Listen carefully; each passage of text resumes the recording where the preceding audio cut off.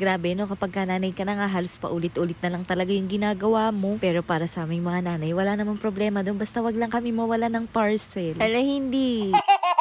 Pero syempre, bago nga yun, hi, hello, welcome to my vlog. Ganap ko pa talaga to kahapon at sorry na nga kung ngayon lang na-i-upload. Alam niyo na, maulan ang panahon kaya ang sarap lang humiga. Tapos sinabayan pa ng walang pasok yung mga bata kaya ayan, sulit na sulit talaga. Halos hapon na talaga ako nag-asikaso nito. At dahil maghahapunan na nga, syempre mag-aasikaso na nga ako. At inumpisahan ko nga yan sa paghuhugas nga nitong mga hugasin. O, wag na kayo magtaka kung bakit puro ganyan yung napapanood nyo sa mini vlog ko. Ganyan lang naman din kasi talaga yung araw-araw na ginagawa ko kaya wala tayong choice. Oo. Bali maghuhugas lang naman ako ng hugasin tapos magsasalang ng sinaing. Dahil sabi nga ng Papa J, siya na nga daw muna ang bahala sa uulamin namin yan. Wag niya na nga lang din muna pansinin yung itsura ko niyan dahil ganyan lang naman talaga ako kapag ka nasa loob ng bahay. 4 na tasa na nga rin yung sinaing ko para nga in case may matira, meron pa nga kaming maaalmusal kinabukasan. Ganyan na nga lang yung ginagawa ko palagi. Nagpapasobra nga ako ng sinaing para nga tipid din sa kuryente. Hindi rin naman agad-agad yan mapapanis kasi nga naglalagay naman ako ng suka sa sinaing. Tapos ayan, dahil malinis naman yung bahay, wala na akong gagawin. Kaya nga ito, nagbukas na ako ng mga parcel. Itong mga nakaraang araw nga, sunod-sunod talaga yung pagdating ng parcel ko. At dahil puro nga to gamit sa bahay, kaya nga sunod-sunod din yung saya ko. Ito nga yung pinakahuling dumating pero ito talaga yung pinakauna kong binuksan dahil excited talaga ako dito. Simula kasi nagpalit nga ako ng team dito sa kusina. Medyo dumilim nga yung vibes, kaya nga ito, naisipan kong mag-order ng magnet LED lights. Matagal ko na talagang gustong magkaroon ng ganito dahil sa kakapanood ko nga sa ibang mommy vlogger. At ngayon na meron na rin ako, hindi na yan para patagalin, ilalagay na din natin yan kaagad dyan. Yung mga ganitong gamit nga sa bahay, hindi lang naman yan basta pang arte-arte lang dahil magagamit nga natin yan, lalo na ngayon na tag-ulan. For sure, madalas na nga mawawala ng kuryente niyan, kaya nga okay na okay din talaga na mag-invest ng ganitong rechargeable LED lights. Mura lang naman yan ate, tapos set na nga siya, wala ka ng ibang kakailanganin dyan, ididikit mo na lang talaga. Yung on and off switch nandito lang naman sa gilid, tapos yung charging port nandito lang din naman sa kabilang gilid. May kasama na nga tong magnet kaya hindi mo na kailangan magpaku-paku dyan ate. O diba, sa murang halaga, no more sana all na talaga sa pailaw ni Mayora. O siya, ito namang next kong inopen. Must have din talaga to, ngayon nga na tag-ulan. Lately kasi kapag ka nagluluto nga ang Papa J dito sa kusina, lagi nga siyang kinakagat ng lamok. Hindi naman kami madalas nakakabili ng katol kaya nga nag-order na lang ako ng ganito. Mosquito killer nga yan at kailangan mo lang talaga ng adapter. Tapos goodbye lamok na talaga ate. Hindi naman to mahirap gamitin at isasaksak nyo nga lang tapos pwede nyo nang pabayaan kung saan nyo balak ilagay. May available nga rin to na black color pero alam nyo na dahil nakiki-aesthetic nga tayo, ayan, puti na lang din yung in-order ko. At yung pinakahuling parcel nga nabubuksan ko, ito nga nagtitrending na humidifier. Ate, sobrang tagal na talaga nitong naka-add to cart sa akin at ngayon ko lang talaga na check out. Pinag-ipunan ko pa kasi talaga dahil set na nga yung gusto ko. Akala ko talaga yung machine at scent nga lang yung marireceive ko pero ate, ang dami palang kasama. Dati nga meron na talaga akong ibang klase ng humidifier pero matagal ko na talaga yung hindi nagagamit kaya nga ito, napa-order na ako ng bago. May kasama na nga rin tong 3